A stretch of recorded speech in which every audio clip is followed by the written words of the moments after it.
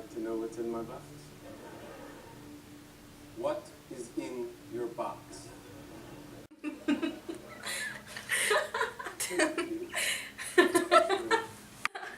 Wow, where do they come up with stuff like that? Word, do you think they always make skits like that? Catalina, why would that be something that I know? I don't know, look it up. Alright, it says here in one of my 4 tabs that the Tonight Show actually started in 1954. Where did you get that from? My sources. Who were the original hosts? It says the first one was Steve Allen, and he did it from 54 to 57. What else is there? It says that there were 11,462 episodes to date. Oh, that's cool, but you didn't really answer my question. Okay. Well, it says that, yeah, since the beginning they've been doing gags, sketches, and segments. Wow, I wonder how it was back then. I guess we'll never know. Well, I'm tired. Good night. Night!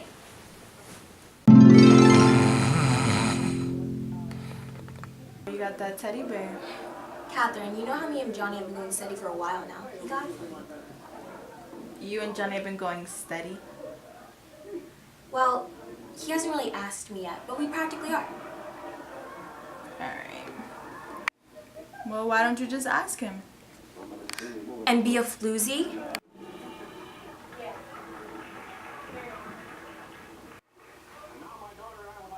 Wow, can you believe it's been 3 years since Tonight first aired?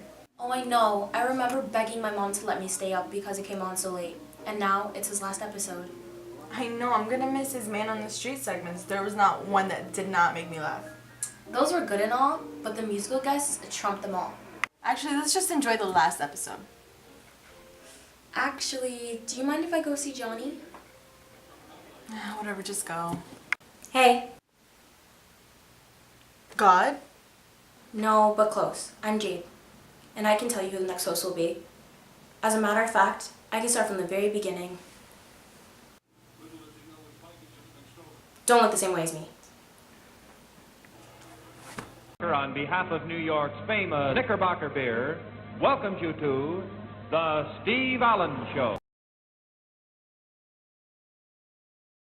Steve Allen was The Tonight Show's first original host, back when the show was originally called The Steve Allen Show. The show aired from 11:20 p.m. to 12 a.m. on WNBT New York and became a part of NBC Network later that fall, running for 105 minutes.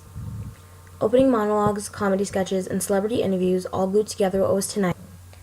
Steve Allen stepped down from his throne on January 25, 1957, as he wanted to focus on his Sunday night program, The Steve Allen Show. Ed Sullivan had a talk show on CBS, which he wanted to beat out. Luckily, great talent came to continue paving the way to success for The Tonight Show. Here's Jack! This guy called his wife from his office, and she said, "Darling, I'm in the bathtub, and I'm standing here shivering. I'm in the nude, and let me finish the bath, and I'll call you back in 10 minutes. So the guy ran to his friend who knew the girl in his office. He said, "Call my wife right away." And he gave the setup. So the friend called, and there he gets. He says, "Hello, Helen. This is Mort." "Helen, good grief, you're naked."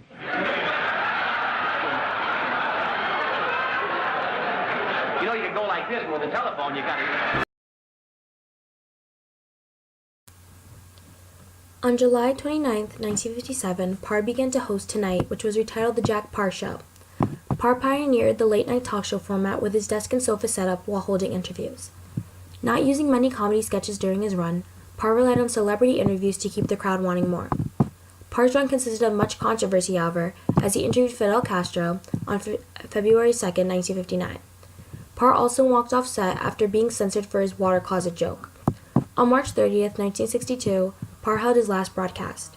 He told the public that hosting The Tonight Show was too much, as the 105-minute show, 5 days a week, was a difficult load for him to carry.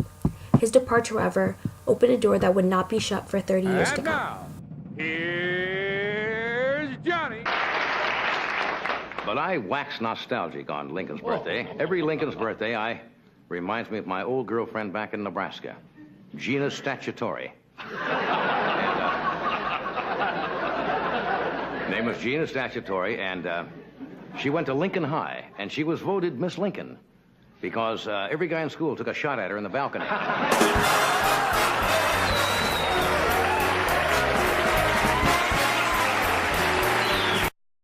The next person to fully succeed Parr would be Johnny Carson, who started on October 1st, 1962. Carson played a huge role in making The Tonight Show what it is today and securing its spot in primetime television. Carson came to be on the show for the next 3 decades, hosting 4,351 episodes. Carson held an entire generation of America with him as an audience, sometimes as Karnak the Magnificent, a notable character he played in many of his skits. Carson even moved the location of the show from 30 Rockefeller Plaza, New York City, to Burbank, California.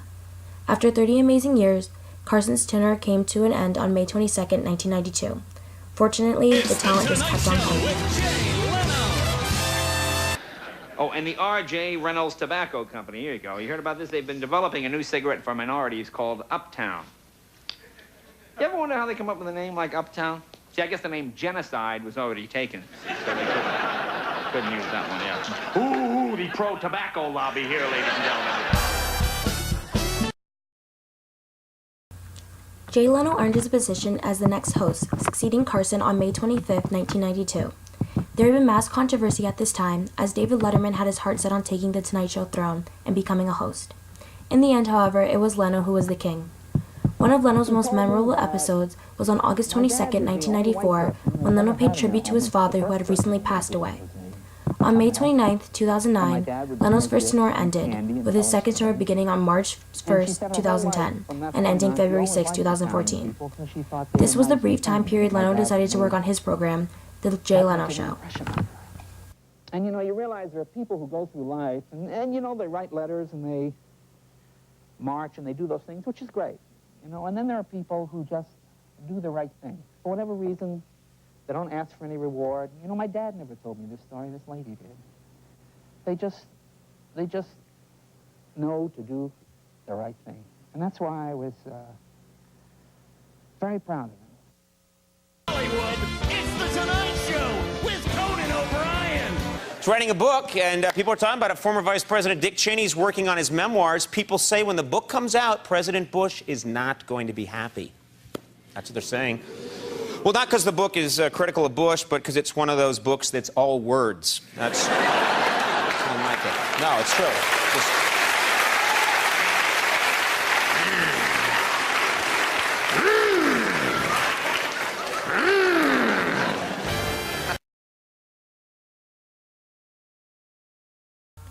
Conan O'Brien had big shoes to fill when he became the host on June 1, 2009.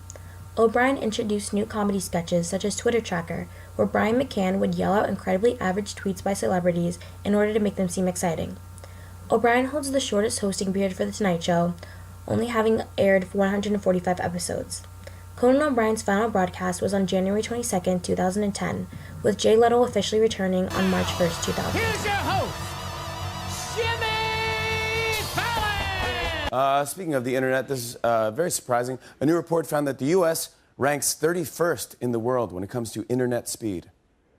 That's pretty slow, especially when you think about how many people watch this show online the next day, and to think that you may have to deal with really slow internet is just...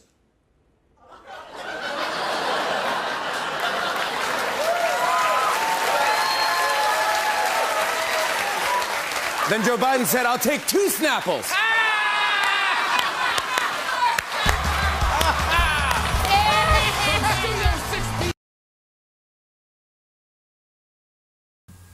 On February 17, 2014, Jimmy Fallon took over the throne as The Tonight Show King. Along with a new host, The Tonight Show took another change in location, but this time it was going back home to New York City after 42 years in California.